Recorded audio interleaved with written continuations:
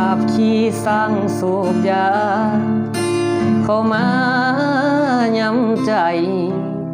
ยามเห็นแม่ต้องน้ำตาไหลย้อนลูกชายคนนี้ต้องยากน้ำอยู่บ่เว้นใหญ่บ่เป็นจักถือเห็นลูกไทยบ้านเพิ่นดีแต่ลูกแม่ตีบ่เข้าทางเป็นลูกผู้ชายแท้ๆเหตุให้แม่ต้องเสียน้ำตาคือสัวแท้ชาตินี้เกิดมาขอเอาน้ำตาล้างตีนให้แม่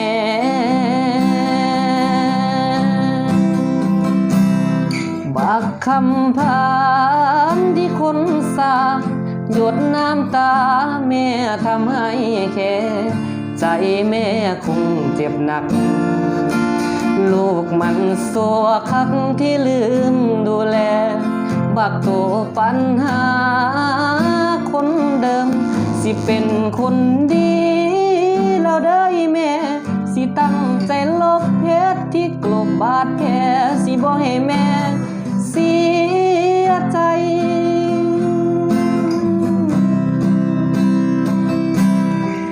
น้ำนมแม่เลี้ยงมาผ้าใหญ่ลูกตอบแทนด้วยน้ำตาเฮ็ดให้แม่ต้องนำแก้ปัญหาที่ลูกชายก่อไว้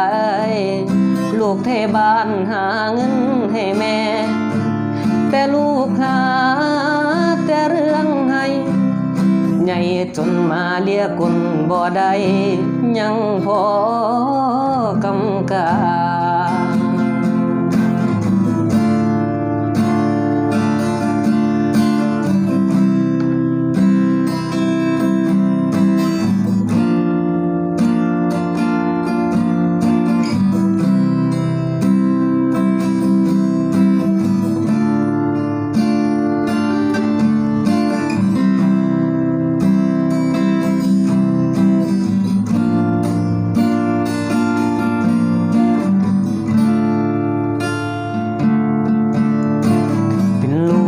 ชายแท้ๆเหตุให้แม่ต้องเสียน้ำตาคือสัวแท้ชาตินี้เกิดมาขอเอาน้ำตาล้างตีนให้แม่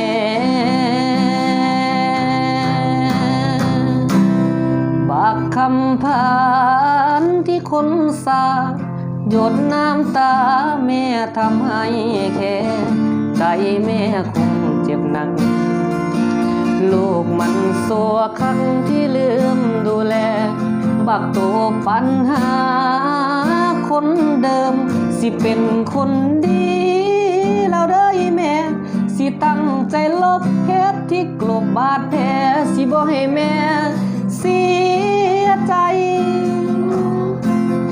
ขอสัญญากับน้ำตาแม่ว่าต่อไปนี้ลูกสิตั้งใจ